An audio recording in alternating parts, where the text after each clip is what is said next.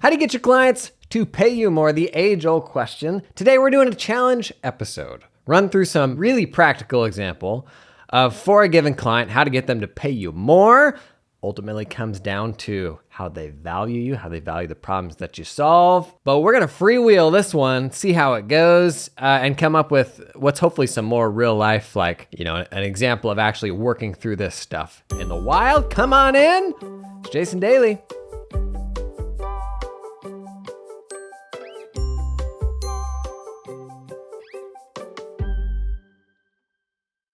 Thanks for joining in. Hey, if this is your first time as a daily pod where we talk shop about running accounting firms. And I'm a believer that the most common issue with accounting firms where it's too much work, where you're exhausted, where you're not making as much money as you should, is pricing. And so we do talk about pricing a lot, but it's usually through the lens of you gotta increase your prices. And everybody kind of gets that, and that is hard to do for a number of reasons, from imposter syndrome of just being like, wow, can I really charge this much? But the big thing, regardless of how you price, how you bill, whether you're a value pricing nerd, hourly pricing, whatever, the underlying issue there that we often face is not all clients value what you do to the same degree. So if you think about the client list that you have right now, you could probably put your finger on a couple of people on that client list who massively value what you do, either because in the past they got it wrong, maybe because you have expertise that's very specific to them that would be hard for them to find elsewhere. For whatever reason, they super value you, and whenever you send them that bill, they're like, no problem, buddy, happy to pay it. And then on the opposite end of the spectrum, you've got people on that client list where every invoice feels like a chore. You send it off and you're like, yep, they're gonna complain about this. And then the next time you go to send it off, you're like, oh, here's what it really is. But do I write it down? Because I just don't want to have that fist fight. But then you're kind of reinforcing, them getting off the hook. And the easy answer here is just don't have those clients. But what is the underlying issue at heart? What is it that differentiates that one client from the other client? And it is the degree to which they value the problems that you solve for them. When the problems that you solve are extremely painful, buddy, you can charge a whole lot of money. And usually the people who are complaining, it's just you're not solving that painful of a problem for them. Or you're solving a problem that, there's a lot of substitutes for. Why would I pay you $800 for this 1040 when I can go to the guy across the street and he's only going to charge me $400, right? And there could be a whole ton of answers to that, the difference in expertise and all these things. But your client doesn't understand that. And so when people talk about the value of niching down, that really the core of that is being able to build a business around solving very specific pain points. And I think industry niching gets too much attention. The terminology I prefer is specialization, getting more specialized. When you're working with a very specific type of person, a specific profile of person or business, odds are they share a lot of the same kind of common pain points. And those pain points can be your attractor to find more clients just like that. And right now, there are people out there in the wild for whom the problems you solve are twice as painful as anybody else on your client list, who will happily pay 2x what you're charging anybody else. But the more specialized you get, man, the bigger that multiple gets. There are people with hyper nuanced pain points who will value you 10 times more than anybody else on the client list. You just have to have the expertise and the solution to those pain points that nobody else has. And oftentimes, the self-limiting thing here is you're like, who am I to be able to do that for them? But we sell ourselves short. Oftentimes, these aren't particularly hard problems to solve for us, especially when they come to things like compliance and tax rules and hiring people in new states and a lot of the things that we end up having to muddle through. We're like, who are we to be the solution to this problem? When the issue is oftentimes, who else is going to do it, right? And they don't even need to be accounting or tax problems, I would argue. In fact, some of the most meaningful things I've done for clients have really been in things that are not within my technical domain at all. But the more you can rally around those really painful things that a specific type of person has, the more you can build a more focused client base that will happily pay you a lot of money. To me, that is the biggest driver in prices, is the specificity and the level of pain they feel for the problems that you solve. So let's just run through a super practical example of, okay, for a given niche, maybe it's a niche that I have, maybe it's a niche that I want to go deeper into. What are the problems that they have? And like, how can I build a solution for it? How could I market around that solution? How can I put that solution in front of existing clients to maybe get them to pay me more? How can I invest in, I'm a big advocate of anything that we can do to get away from trading time for money. So is there an asset that I could invest in that will work while I sleep, that will solve this problem for people? Maybe it makes money on its own. Maybe it's a lead magnet to get people into becoming traditional clients at a higher rate than the people I have on the list right now. So as I said, this is a challenge episode. So we are going to chuck some stuff at ChatGPT and brainstorm, what does this actually look like in the wild? Like, I think we can probably all agree on, makes sense, the whole how painful is the problem thing, but like, what does it actually look like to put that to work in the wild? And this is one of the things I love ChatGPT for. It's really helpful for ideation. So I put this prompt into GPT-4. You are Entrepreneur GPT, a small business owner in a very specific, nuanced niche. You always speak in the first person and adopt a persona that would align with the type of business once we decide what it is that you run. First, list 10 different niche small businesses that are very nuanced. So let's just find a type of business owner, a type of business, to then go one level deeper into what are the really painful things for that type of business. So first, some types of nuanced businesses. Okay, 1, handmade bamboo bicycle workshop. As the owner, I would be a craftsman who takes pride in designing and producing sustainable, custom-made bamboo bicycles. It really took the whole specific and nuanced thing to heart here. Now, you don't have to stick to what ChatGPT says here. Is there something adjacent to it that makes more sense? Maybe you work with bike shops, right? Like maybe you work with bicycle shops and that's a niche. What are the specific problems that bicycle retail places have? Like, online stuff eating into their business. Like what are the specific problems to them? Let's cruise through the rest of these and just decide on a business then. 2, micro farm for exotic mushrooms. Okay, maybe we went too specific. 3, artisanal cheesemaking studio. Cheesemakers, that would be fun. 4, tiny house interior design studio. I guess that's a thing. You could zoom out of that to just like interior decorators, tiny home manufacturers, tiny home like the people who actually sell them. 5, heritage seed preservation store. I'm going to be honest, I'm not the guy for that one. 6, upcycled fashion boutique. As the owner, I would take previously used or vintage clothing and revamp it into trendy, stylish pieces, contributing to the sustainable fashion movement. I like that one. It wouldn't even necessarily have to be fashion. It could be furniture. I actually feel like that's a growing trend right now, like kind of the anti-flat pack or anti-fast fashion sort of retailer, right? 7, dedicated vinyl record cafe. Yeah, I don't know. 8, custom board game workshop. Okay. Design and craft personalized board games. Oh, that's very specific. Maybe like board game retailer, or maybe online DTC board game retailers, board game creators. It'd be an example of like a fun one. Like if that's something that you're super into, man, like that almost wouldn't feel like work if your job was basically to meet all the people designing cool new games. 9, robotics learning center for seniors. Tell me more. Here I would be an instructor who helps older adults learn about robotics and technology. Boy, I got no idea what that is, but I'm fascinated to learn. 10, therapeutic horseback riding services. These are very specific. So if you zoom out a bit there, I don't know, maybe it's like horseback riding services or any horse-based things. I think my favorite here is probably 6, upcycled fashion boutique. And it wouldn't even necessarily need to be fashion, but kind of the upcycled retail thing in general. I don't know, maybe it's helpful if we keep specific on the whole fashion thing.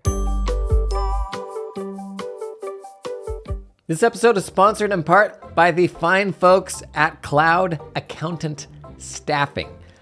Do you hire accountants? Bless your little heart. Not the best part of the job, in my opinion. Not something I ever enjoyed. Well, listen, you can build your accounting dream team with talented offshore accountants in the Philippines that work 100% full-time for your firm. Their accountants aren't freelancing or contracting for multiple firms. They're all yours. They work exclusively for you and are incentivized to stay with you and your team long-term. They're not gonna get swiped. Cloud Accountant Staffing is 100% dedicated to the accounting industry and founded by a former accounting firm owner that understands your business, knows your pain points. They had to hire some accountants and they said, you know what? We're gonna build our own pipeline in the Philippines, gonna pull in some super talented people and then open that up to other firms. Basically, that's the story. We've been talking a lot about staffing, building more resilient staffing pipelines for your firms. I had staff in the Philippines, totally red-pilled me to like, oh geez, like we need to globalize the way that we get our work done. Check these folks out. Link in the show description, cloudaccountantstaffing.com. This episode is sponsored in part by Xero because Xero's Roadshow is coming your way, buddy. July 27th in Austin, August 3rd in Atlanta, but August 17th, Los Angeles in California at Valentine DTLA. Hang on, Googling. Oh, that is nice. Okay, if you've ever been to a Xero party at a conference or anything like that, you know these folks know how to put on a real nice event. How's 6 hours of CPE sound? How's hanging with a bunch of other forward-looking accounting practice runners sound? You're even gonna have some people there from like the app ecosystem. You know, the people that make the fun little tools you use. I've done some roadshows before, pretty solid. I'll put a link in the show notes to register if you're in the Los Angeles area, or if you're anywhere by an airport, because there's an airport in Los Angeles. Get on down to the Valentine DTL. That must be downtown LA, huh? August 17th, get some CPE and have some fun. Okay, what are the problems that this business owner has running this type of business? All right, here's the follow-up prompt I've got for ChatGPT. Now adopt the role of number 7, a small business owner of a boutique upcycled clothing retailer. What are the very specific problems you face running that type of business? They could be operational software problems, data problems, financial problems. The more nuanced and specific to this type of business, the better. Briefly list 10 problems in a conversational tone. Okay, so goal here. Find a meaningful problem for upcycled fashion boutiques that we can build marketing around, that we can build solutions for, that ultimately increase the value of what we do for our clients. So with the end goal being that we're gonna charge more for the stuff that we kind of already do, but with a slightly more specific kind of spin on it. Okay, buckle up. We're gonna bring our entrepreneur to life here, courtesy of 11 Labs. We're gonna run through these 10 problems. Sure, I'd be delighted to share some of the challenges I've been facing as the owner of my upcycled fashion boutique. 1. Sourcing quality material. One of the main issues is finding the right materials to upcycle. Not all used clothing is in good enough shape to be reinvented into a stylish piece, and sifting through tons of clothes to find the gems can be quite a task. 2. Consistent inventory. Unlike mainstream retailers, I can't just order more stock of a popular item. Each piece I create is unique, which means my inventory fluctuates a lot, and I have to constantly be sourcing and creating to keep up with demand. I don't know how to solve that one. 3. Design inconsistency. Because each piece is one of a kind, it's a bit harder to establish a consistent style or brand image compared to traditional clothing lines. Okay, so first problem, sourcing quality material. Second, consistent inventory. Third, designing consistency. Maybe there's a way in. I'm having a hard time thinking through how I could solve any of those. Let's keep going through these. 4. Pricing challenges. Determining a fair price for each piece is a bit of a balancing act. I need to account for the time and effort I put into creating each item, the cost of the original clothing, and the market's willingness to pay. 5. Fast fashion competition. Fast fashion retailers can sell brand new clothes at incredibly low prices. It's hard to compete with these prices when my materials and production process are more costly. 6. Lack of design software. Most clothing design software is aimed at large-scale production, not one-off designs. I often have to improvise with what's available. Okay, so 4 is pricing challenges, 5 is fast fashion competition, 6 is lack of design software. There's a ton of like fodder here for blog posts, that sort of thing to like build content around. And none of them yet feel like super adjacent to the problems that we solve.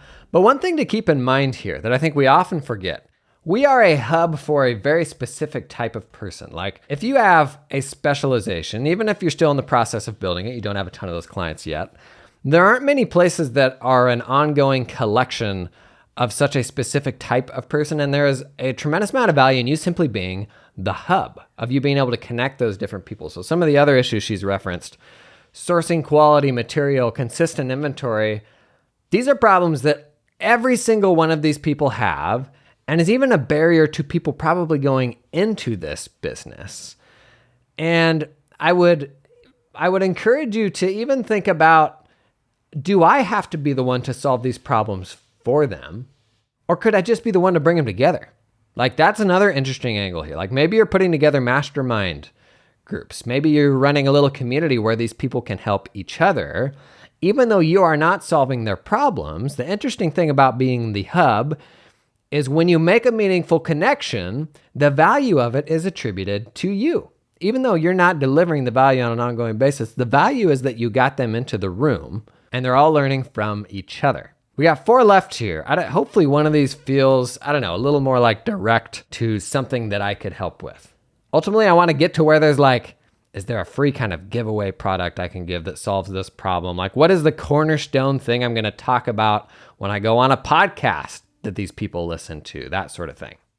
7. Environmental impact awareness. Educating customers about the environmental benefits of buying upcycled clothing can be a time-consuming process. 8. Physical space requirements. Storing used clothes for future projects takes up a lot of space. I've had to get creative about storage solutions. A lot of great things here that, if opened up to a community, folks could learn from other people doing the same thing. Okay, we got 2 more here, and then we'll decide which of these we really want to double down on. 9. Time-intensive process. The process of transforming a used item into a stylish, quality piece is time-consuming, which affects my production speed. 10. Regulations and compliance. There are specific laws and regulations related to the sale of secondhand clothing, and compliance can be a bit of a bureaucratic hurdle. Not to mention, each area or country has its own regulations, which complicates things if I want to expand my market.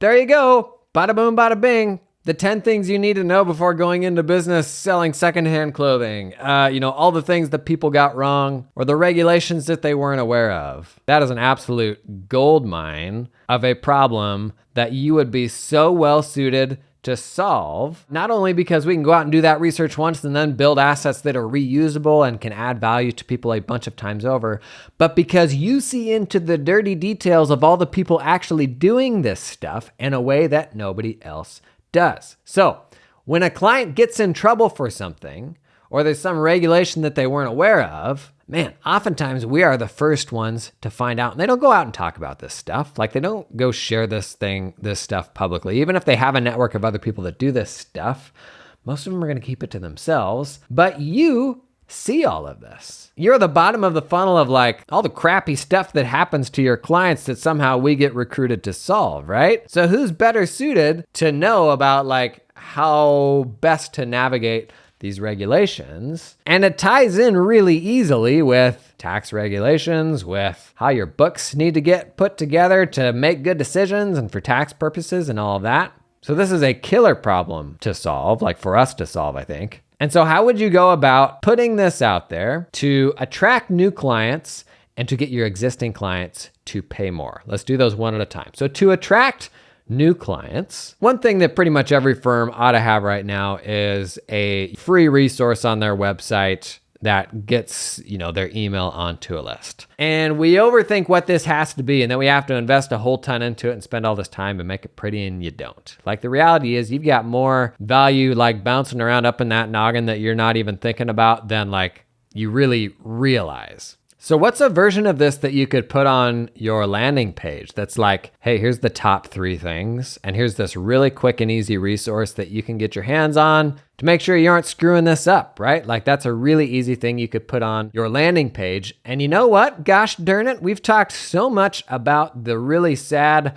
homogenized state of accounting firm websites. Buddy, this is better. This is so much better. When they are shopping around different accounting firm websites, you're immediately going to look smarter than, everybody. Like, how many people are going to have a resource guide for navigating regulations and compliance for upcycling retailers? Not many, right?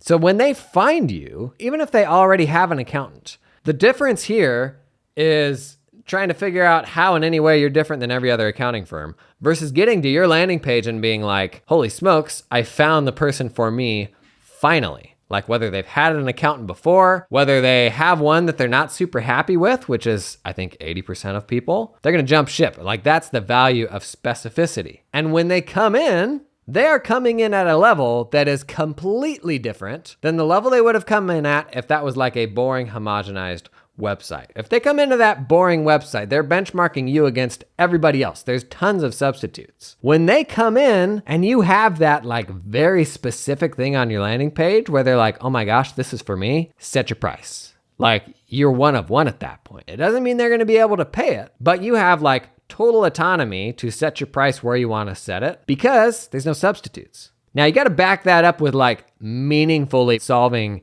those problems. And for many people, especially people starting out in this industry, this could be a problem that legitimately prevents them from starting that business. Now, you as the bottom of the funnel of all of those things that have gone wrong for your other clients, you can frame in a helpful way like the cost of not being compliant. And you can even include that in kind of your resources. Maybe there's some interviews with your clients where they share some of the stuff that they got wrong and how they could get out in front of it. And before those clients have even come in the door, like you have delivered value to them that no other accountant would have delivered to them. Now, how do we capitalize this on an ongoing basis? Once those clients come in the door and to increase the value you're providing to the clients you already have on the client list, we talked recently about how to sell app advisory and how as part of every engagement, you could have this sort of annual check-in that comes with this report delivery of kind of here's the state of your apps, any recommendations that we have. You could absolutely do the same sort of thing for regulatory compliance with this type of business. If there are a lot of these hurdles to manage, every year you do kind of a review of how are we doing on this stuff? Like, are we on top of it to the degree that we need to? You don't need to overthink it. Maybe it's a live meeting once a year. Maybe it's not. Maybe it's something that you can infer from just the access that you have to how they work. And then at the end, you issue like a 1-page report and you're like, you send that to the client and you say, here's where we think you are right now. Here's any recommendations for remediation if it's necessary and how we could help you. And you're charging for that. And that's part of, if you got them on a fixed monthly fee, that's part of the fixed monthly fee. Maybe it's a once a year fee that they're going to pay. And honestly, like you could even make it totally mandatory. You've got this $800 a year thing where you can run this little analysis. You can run it with, honestly, probably the junior members of your team, and they can issue the report because it's done to like a specific standard. You have kind of a standardized process that you use for all of your clients. And even around that, you could build reusable resources like deeper dives into what are each of those things that you looked into. And those resources are available every time that you issue the report, along with maybe a update of like new stuff that's come out. Honestly, maybe $800 a year is even underselling that, or maybe you've got it tiered according to the size of the business. But a pain point that is specific to this type of client, regulations around secondhand sale of clothing. That's like kind of exactly what I was looking for. And I think, and this is just one type of pain point for this client, like other stuff that it brought up was like, software specific to our space and getting reliable inventory and all these other things. And it's not to say that you need to just stick with one problem, one kind of core problem. But most of us, I don't think, have even started this. And I would argue like, even me, running firms up to the end of last year, we kind of had specializations and we just knew stuff because we worked with a lot of a certain type of client. But we never got so specific as to hone in directly on, here's a very, very specific problem that we need to talk with everybody about. Maybe the closest we got to that was like ERC for dental clinics because we were doing a ton of that. But if you don't have this out there already, you don't have the assets like that you're using for marketing and all of that, for upselling existing clients, you need to start with one really painful thing, and that can kind of become your cornerstone thing that you use to go out and speak about what your firm does. If there's a podcast out there that a whole bunch of retail apparel upcyclers listen to, you want to get on that. And if you reach out to the people that run that podcast and you're like, hey, I'm an accountant, they're going to be like, cool. If you reach out and you're like, hey, we do this deep dive on regulation for our clients and we will share the process, they'll be like, amazing. When can you come on? They'll love that. You go out there, you don't need to be afraid of spilling the beans and giving away the secret sauce. Like, do not let that limit you. And then when those clients find you, they come back around, you are so far elevated relative to how clients come in today. Like, they've seen you, you're that one person out there who has obviously already been established as the expert, because this podcast host that they listen to that they're impressed by says that you are an expert. And when these people come in the door, like, this is not at all an exaggeration to say that you can do the same work and charge twice as much as you do before, as you did on your, generic work, or even the work for the same type of client before you got more specific about how you solve their pains. It's one thing to do accounting and tax for a specific industry. It's another thing to go a step further and say, what are the most painful problems you have that we can help with? Even if they're like a little outside of that accounting and tax domain. Hey, this episode is sponsored in part by Canopy, the practice management system. Canopy unlocks the firm that you always wanted. Think about it. Close your eyes, lean back in that chair. What is the firm that you always wanted? Oh wait, Canopy unlocks it. And they do this by unclunking accounting firms with an end-to-end solution that makes your tech stack feel a little less stacky because it's end-to-end. Putting our customers first with world-class user experience, support, education, and innovation rooted in customer feedback, working well anywhere and for any size or type of firm, wherever you are now and wherever you're going. Multiplying your efforts so your practice requires less proverbial midnight oil. Sidebar, if you go to the conferences, Canopy's got they always do some really good little sort of, the stuff that they use to trick you into coming to the booth. Well, this year they've had Legos out there. Maybe you double down on the midnight oil thing, Maybe give away a little actual midnight oil. I guess it would need to burn too, but that one's free. I think it's a good idea. Delighting your clients with a modern, easy-to-use portal that helps you get the info you need when you need it. That is Canopy. Check out the link in the show notes to learn more. This episode is sponsored in part by Client Hub. Come on in. Recently on Tales from the Hub, the team at Super Smart Accounting Firm adopted Client Hub. And recently, I talked about the trade-offs of optimizing for the firm experience versus the client experience. You may have seen some discussion on that. Super Smart Accounting Firm, they were thinking along the same lines. What they ultimately decided, they needed an option that optimized the client experience, that exchange of information. They chose Client Hub because it was designed for an amazing client experience, and their clients love it. They love the mobile app. They love the intuitive interface. Even better, client communication is no longer scattered all around in siloed email inbox. It's all in one place. Everyone describes Client Hub as simple, intuitive, and efficient. Everyone. Ask anyone. That's what they say. That's the magic of Client Hub, and it transformed this firm. Buddy, this year they are raising prices because that client experience is off the charts, and everybody's tickled about it. They love it. They're having so much fun. Sounds good, right? Right? Hey, that's it for this week's Tales from the Hub. Check out Client Hub at clienthub.app or the link in the show notes.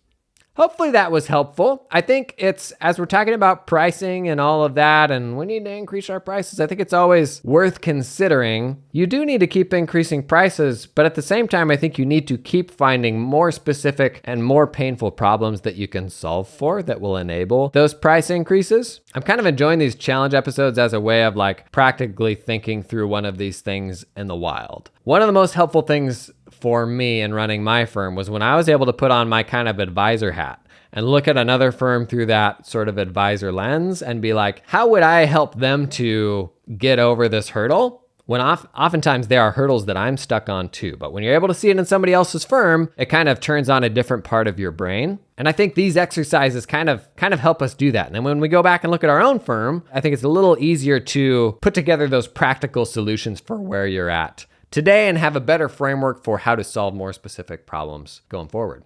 Was that helpful? I think that was pretty fun.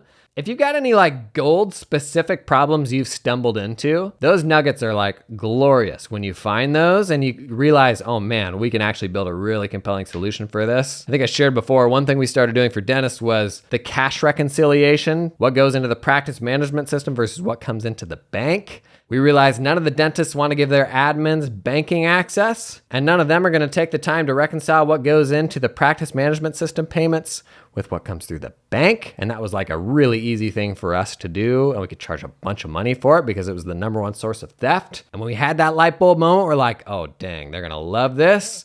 We rolled it out. We said, hey, we're going to do this now. And like half of our client base took us up on it. It was one of our most profitable things. So have you stumbled into any like killer problems like that you solve for your clients?